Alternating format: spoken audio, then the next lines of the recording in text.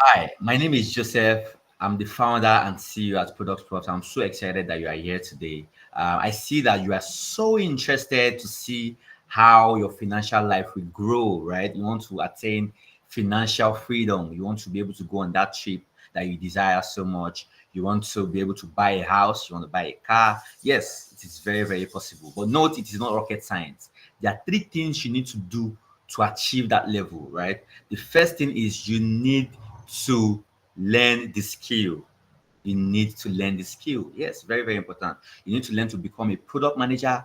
You know how product managers, work, and how to build great products. Very, very important. Those three things are very, very important. Then the second thing you need to do is you need to build your portfolio, right?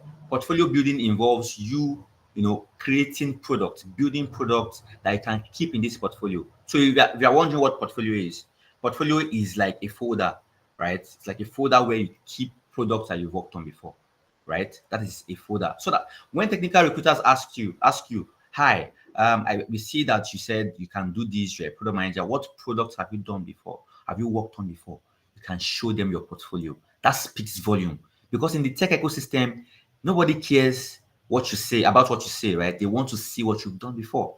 Then the third thing is you need to learn how to position yourself to get job opportunities and join a community, right? That's the third thing, right? I can tell you for a fact that I've gotten more than 2 jobs on LinkedIn before by just positioning myself well on LinkedIn.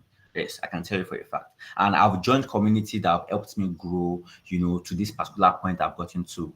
You have to join communities where you can even get opportunities in these communities, right? You can grow together, you can ask questions when you have blockers. These are the three things that will help you. Now, I'm very, very sure that you know what you need right now. So before you move on, I'll quickly want to share the little introduction to product management with you. Let me quickly share my screen so that you can see what product management really is. What product management really is, and from there, you can start your journey. All right, product management. I believe you can see my screen already. So let's go on. What is product management? So, product management involves building a product, from ideation stage to delivery. That's when we say to delivery to the market, to give the biggest possible value. Now, the value will be to the users because when you solve people's problem, they will pay you, right? And pay you. That means you're generating money. Your product is generating money for your organization. So, product management is basically using tech to solve problems for people. In simple terms, using technology to solve problems for people. And I'll give you two examples. Remember the days of our parents, when our parents, were under the tree and they toast themselves, they woo themselves under the tree, right? And maybe the guy or the babe traveled to another country or another state, right? Entirely. And they want to communicate. What do? They write letters, right? They write letters, they go to the post office and send this letter. It takes weeks before this letter gets to, their spouse or partner. This person reads, the person has to write back again, take to the post office. This journey can take weeks and months. But guess what happened? The mobile phone came.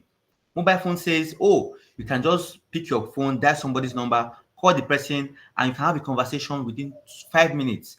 So imagine a conversation you have within 5 minutes. You are spending 2 weeks to have that conversation because you are writing and sending letters. That is what product management is, using technology to solve problems.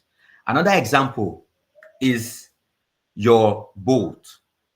Now, I'm very sure that you agree with me that some of us on this, some of us love using boats if you don't drive yet, right? Why? Because boats cannot get you lost, right? Because if you are new to a location, for example, you are new to a location or you are going to a new location, you can easily book the ride. The map has been integrated. And what happens? The ride comes to your location, pick you up, and takes you to exactly to the exact place you're going to. That is technology making life easy. You don't even have to stress to go to the garage, to negotiate, right? It is very, very, very cool, very convenient. You enjoy your ride. That is product management for you. So when we talk about products here, we talk about apps, webs, anything digital that solves problem for people, right? Guys, you understand what I'm trying to say? That's actually what I want you to get right now. Now, Let me quickly talk about types of digital products.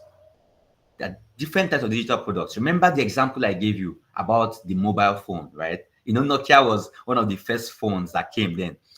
Nokia phone. Now, it is a physical product, but it solves a problem. So, product can be physical and it can be virtual, right? It can be abstract products like the InDriver that I mentioned or Bolt, like Jumia, for people that work 9 to 5 that don't want to go to the market, you don't have time to go to the market, or you feel like you'll be so stressed to go to the market, you can buy things online and it gets delivered to your place.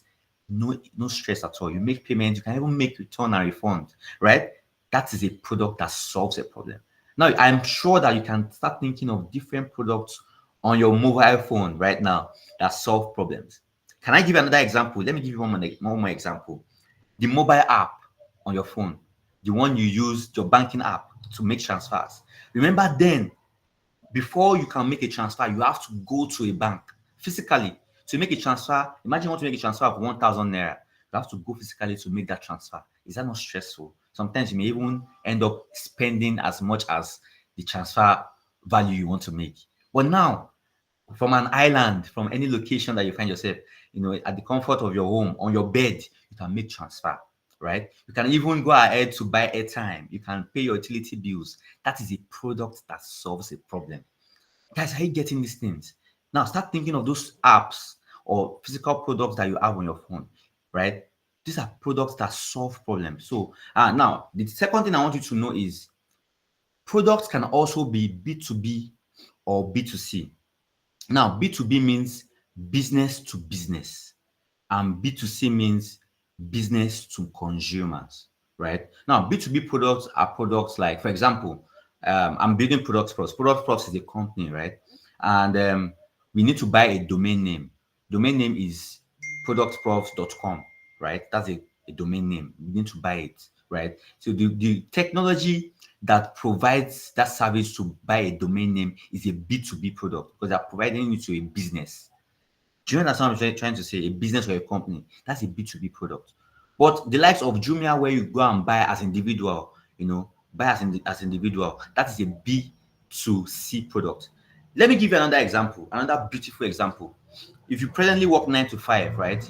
You agree with me that there's a payroll system where every data of organization, staff in an organization is imputed so that salaries can be monitored and paid and there won't be errors. Payroll system, it is a product, right? It is a B2B product. Why?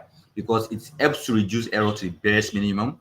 It also helps to compute this large data easily. You can even automate, right? That is a B2B product that solves a problem for businesses.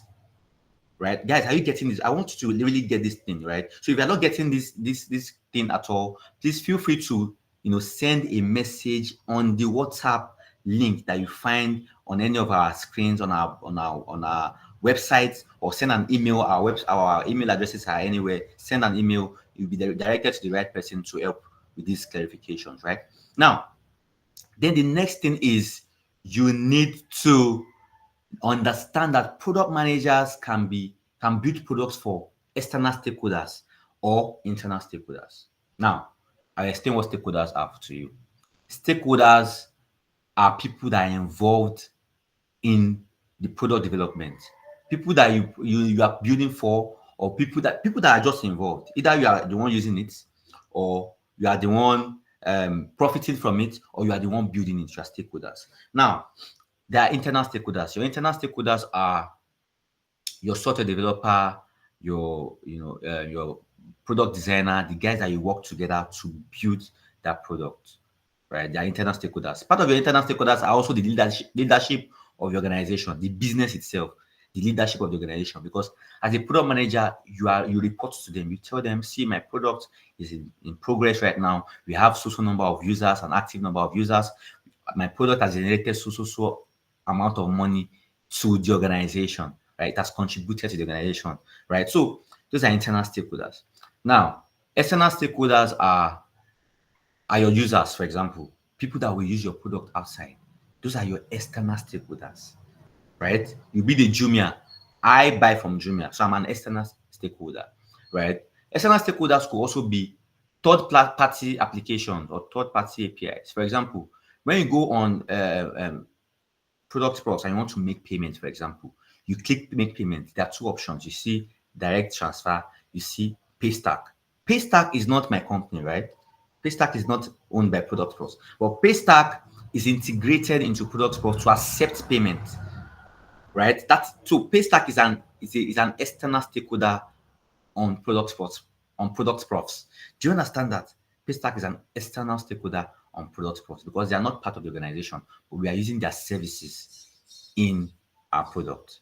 Do you understand? So that is how it works. I really want you to understand this part because this is a teaser actually. So let's just take one more thing, right? And from there we can wrap it up. So product is at the intersection of everything. So I'm very sure that you must have had situations where you feel, oh, product managers just work with software developers only and product designers. So note on this screen, design means product designer. Design means product designer, right? What I'm trying to say here is for a product manager, you are working cross-functional with a lot of people, right? You're working with product designer. Now imagine as a product manager, you have an idea or your director calls you and says, Joe, we have an idea. We want to build something that can solve this problem and do this and that. Now you as a product manager now have to go and make your research, right? Gather the problem statement, gather the market research, and you have to be able to communicate this vision, the product vision, and the problem you're trying to solve. You have to be able to communicate it to your development team. Note, the development team is the software developer, the product designer, the QA tester, the cloud computing engineer, and the like, right? The guys that will work together with you to build that product. Communicate your vision to them. Then from there, you push your idea, you create maybe a lo-fi. There's something called lo-fi, a prototype, a low fidelity prototype, right? You give it's more like a design, a skeletal design. You push it to your product designer or your UI UX designer. It's the same, right? Your product designer will create the design, the feel and the look of the product, right? All those colors, the fonts, the arrangement, the buttons, the product designer will create all those designs and the feel and the look, right? From there, the product designer is done with that. It comes back to you as a product manager to review the design together and the experience of the product, because the experience of the design is important. Have you ever tried filling a form and the form is taking forever and you just say, I'm not filling this form again, it's too long? You have, I'm very sure you have. That is because you are experiencing that product. That is, you're having a bad experience. It is taking too long. Why is it taking me too long to fill this small thing? Why not, why not make it shorter? So for design, it is very important that the UI, that's the interface, the design is beautiful and the experience too is nice. Then after that, the software developer will go ahead to make sure that it is functional. When I mean functional, the buttons are responding, everything is doing exactly what it is supposed to do, right? Then after the software developer is done with that, cloud engineer then pushes live, right? It push the updates live. Guys, when you get into class, you're going to be learning more details about all these things, right? Then from there, your product is launched. Users are using it, right? By the time users are using it, remember that they will log in with their email address, their phone number. They will sign up with those information. That is data. The data analyst has that data and is working with that data to give you, product manager, informed decision on how your product is performing. Right?